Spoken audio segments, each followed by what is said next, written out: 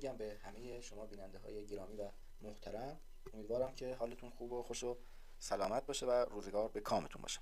خب در ادامه مباحث مطرح شده در موضوع حقوق مدنی میرسیم به ماده 3 این قانون که در مورد محل انتشار قوانین صحبت میکنه. خب این ماده زیاد طولانی نیست و امیدوارم که حواستون رو خوب در مورد این ماده جمع کنید. خب متن قانون میگه که انتشار قوانین باید در روزنامه رسمی به عمل بیاد.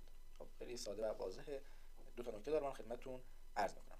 نکته اول، لزوم انتشار قانون محدود به قانون در معنای خاص نیست، بلکه کلیه مصوبات و تصمیماتی که موجد حق یا تکلیف عمومیه، قابل طبقه بندی به عنوان اسرار دولتی نبوده و انتشار اونها در روزنامه رسمی به نشانه www.rrk.ir و پایگاه ملی اطلاع رسانی قوانین و مقررات کشور به نشانی www.datic.ir الزامیه.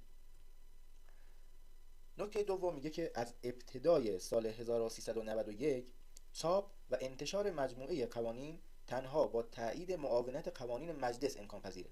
روزنامه رسمی جمهوری اسلامی ایران از شمول حکم اخیر مستثنا می باشد. چطور؟ روزنامه رسمی از سازمان‌های وابسته به قوه قضاییه است که برابر اساسنامه قانونی خودش به صورت شرکت سهامی اداره میشه. وظیفه اصلی این شرکت چاپ و نشر قوانین و مقررات، آراء وحدت رویه و برخی آگهی‌های قانونی و قضایی مثل آگهی تأسیس شرکت یا ثبت اختراع و علامت تجاری هستش.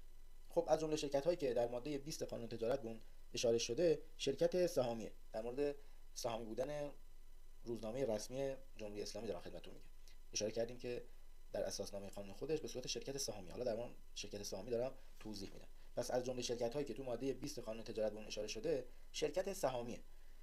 شرکت سهامی شرکتیه که سرمایه اون به سهام تقسیم شده و مسئولیت صاحبان سهام محدود به مبلغ اسمی سهام اونهاست که اگر قسمتی از سرمایه شرکت رو مؤسسین با فروش سهام به مردم تامین کرده باشن از نوع سهامی عام و اگه همه سرمایه رو خودشون تامین کرده باشن سهامی خاص نامیده میشه.